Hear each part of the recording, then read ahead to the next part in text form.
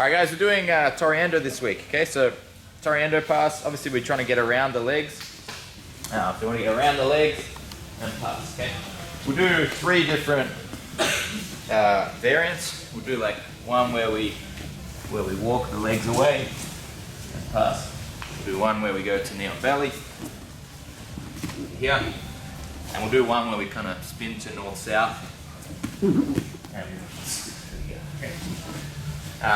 So let's first just focus on this this leg on the side that both legs are important, but we'll first just focus on this leg on the side that we're trying to pass. Essentially, to get a toreando pass to work, I need to make sure that I take Jeremy's knee away from his chest. Okay? See if I keep his knee away from his chest, I now have space to pass into. Okay? He's obviously, a lot of the times they're going to be quite active at keeping their knee tight to their chest. So this first one will work to move that away. A couple of other things we need. Obviously, I can't let, at any point really, Jeremy get contact with anywhere on my torso or my legs, pretty much down to my knees. If you're doing your pass and he gets a foot in, he can pretty much immediately push me back and it resets my position. Okay? So I need to first make sure he can't get his feet in contact, where it's here or here, and then I can start to work for my pass without that interruption. Okay? Then there's the frames. Okay? So I need to also deal with frames here. All right. Generally, if they frame your shoulder, for example, you can't just go in a straight line towards the frames to bed. He'll keep you at bay and he'll get his legs back. I need to collapse the frames in different ways. All right.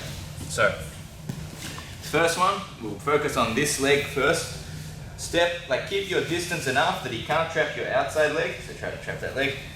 Keep that leg back, and my right leg's out of reach as well. Okay, so you have to kind of have your feet back and leaning forward here.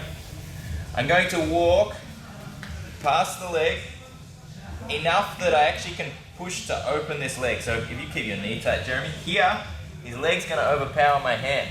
Okay, it's stronger than my hand. What I need to do is get my legs behind it. So I'm going to keep walking. And then I drop my level here. Now I can use my legs to walk against his legs. So if Jeremy keeps that leg tight now, I can walk the leg back.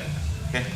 So first one we're going to do, first move the leg to this side. It makes it easier to push. So we're going to tilt them to that side a bit. Walk around. And then I drop low, walk back, and I turn his leg, take his leg away from his chest.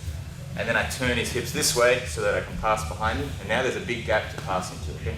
Remember, we didn't want that knee in the chest blocking us passing. Now, the leg's over here, we've got space to pass into, okay? Now, why do we walk back down? Apart from to open the leg, also I need to deal with the frame, okay? So if Jeremy's framing here, then I can't just pass into this space anyway. So to actually, as I open the leg away, I'm gonna keep walking, and it's going to let me settle in down at the hips, and his frames can be extended, but I'm actually now in line to fight it pretty well, okay? Whereas if you try to pass just side on, the frames will kill you, okay? So now that he's got that, and he's framing, I can put my head down and start to walk to the side, controlling the hips. So once more, yeah, walk back, have your head in the same line as theirs, and then we can work to pass from there. All right. What I don't want to see is this. Okay? Here I'm not in the same line as Jeremy. If he's framing here, he will without a doubt escape. Okay? I can't turn to face him. So make sure you do this. You walk so that your head is in the same line as them. Control the hips, and then pass. Okay. So we go. 3, 2, 1.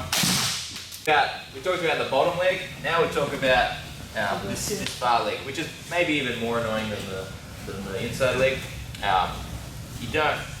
Basically, as soon as you turn them in, you run the risk of them pummeling that either the foot over like Jeremy did, or the knee coming in as well. Like that, or even at the top of my arm as well. Yeah, anywhere here, it's going to make it hard for me to finish the toreando pass. Okay, so two gripping options. One is to grip side of the rib here, and drop my forearm, an elbow down against the leg. Okay, so this makes it really controls the knee. So if Jeremy wants to bring the knee across, he can't. Okay? Not here. If you just put your hand on the top, he will smash through that. Okay, it's not a solid grip. It has to be to the side here, not too high, now my elbow doesn't block the leg well, but like a bit lower, drop your elbow down. So now I can do that same pass, and that outside leg will be killed, unless he's really flexible at swinging the foot over the top. So you can do this well, but they can bring their foot over the top. If someone flexible will do that, and then they can push me away again. Okay? So the answer to that is try and keep your head down towards your wrist and your shoulder low as well. Okay, so now, unless it's extremely flexible, it's not going to push me away. Okay, some people will still get that, and for them, it's a different style of pass. We're going to have to control the shin against them. Okay, but for 97% of the population, this will be enough. Yeah, gripping the side of the ribs and putting your head in. Okay.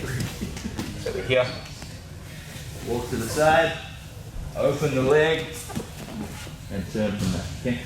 So try that option, and also try with a shin grip. Okay, so this is the other option we've got. This works whether they're flexible or not. Okay, so I don't want to grab the knee. If I grab the knee, come with your foot inside or over, it doesn't do anything. Okay, I want to grab that shin with my palm on the inside of the shin, pushing outwards. Okay, now if Jeremy tries to bring his foot in, okay. So I'm going to keep that pressure as I go along, and he tries to bring that leg in. He can't. And I can do the same movement. Okay. So this one's in, just palm on the inside of the shin, near the knee. Okay, again, not at the knee, not pushing forward. Here you can pummel in very easy. So pushing like outwards. Alright, so try the two different grips. Go here, we'll do our pass, and go here. And do our pass. Okay. Let's go. 3, 2, 1. Alright guys, we're going to do two other options, okay?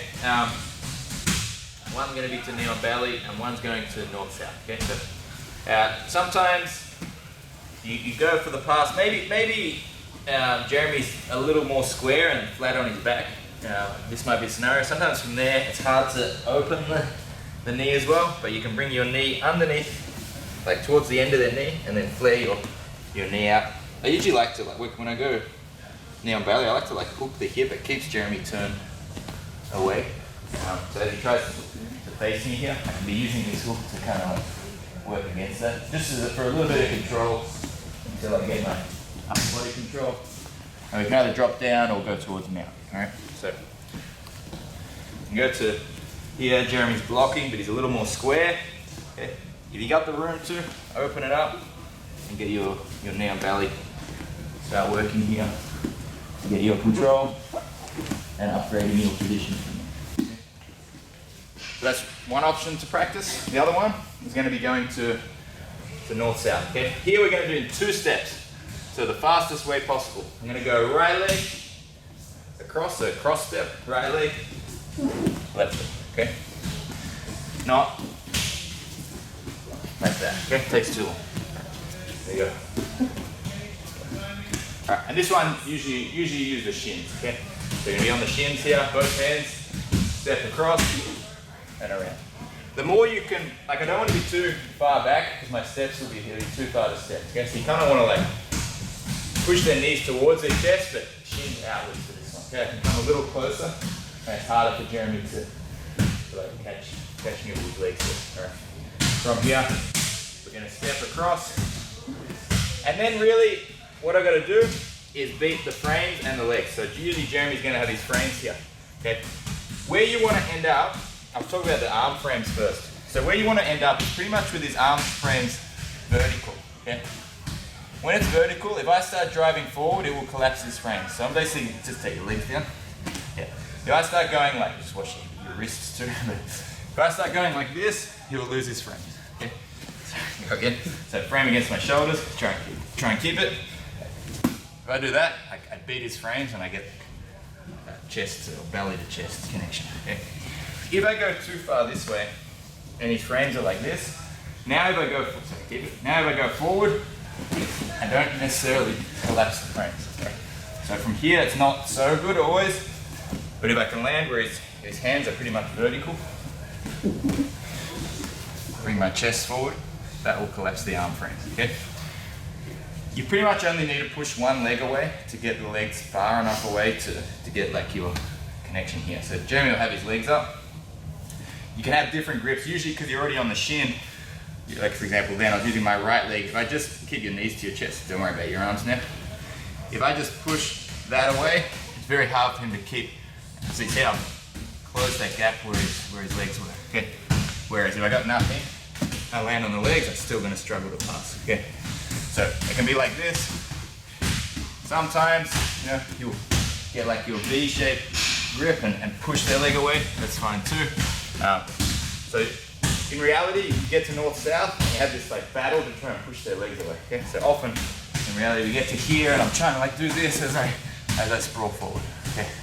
So it can look like a little bit of a scramble, but we'll practice it just with the shin. Okay. 1 and 2. Okay.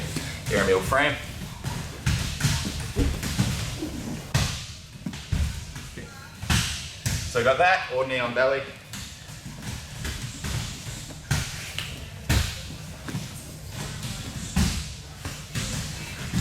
Let's go. 3, 2, 1.